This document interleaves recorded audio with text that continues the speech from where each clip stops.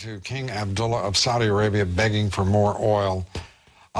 Being treated like the Democrats treat him. He was rejected outright. I mean, for a second time this year. Why would you go there if you didn't know the answer to the question?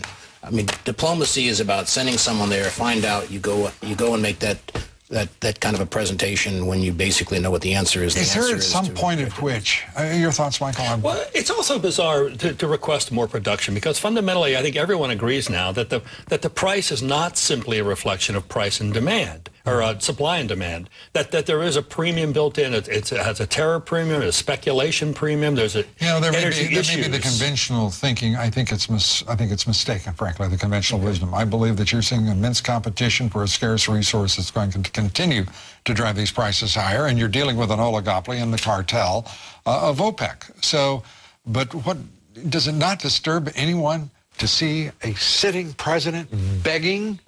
And by the way, I'm sorry, King Abdullah, but as far as I'm concerned, you're a pipsqueak with a squirrely little country with a heck of a lot of oil and nothing much more to commend you to society. Defended by us for many years. Yes. And underwritten by us for many years in many ways. So what in the world? Okay, I'm tired of the rhetoric from the Democrats. I'm tired of it from this ridiculous excuse for an administration. When are we going to get serious about an energy policy?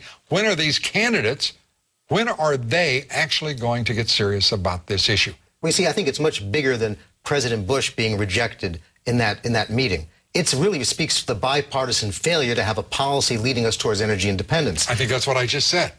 Well, I think I said both parties have been complete and utterly irresponsible, incompetent, and devoid of imagination. It's one of the few times we agree, so I think it's worth noting. All right. Okay. Many times we agree.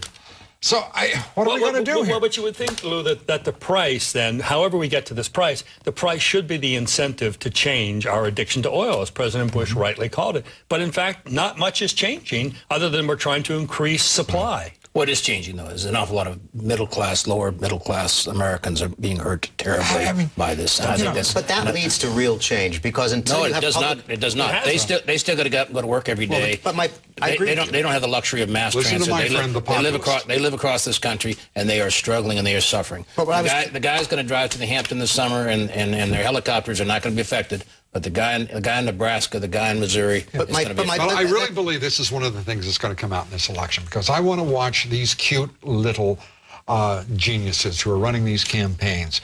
When they figure out just about, I'm going to figure it'll be sometime around the end of September, that they haven't got a clue what's going on with this country and the American people.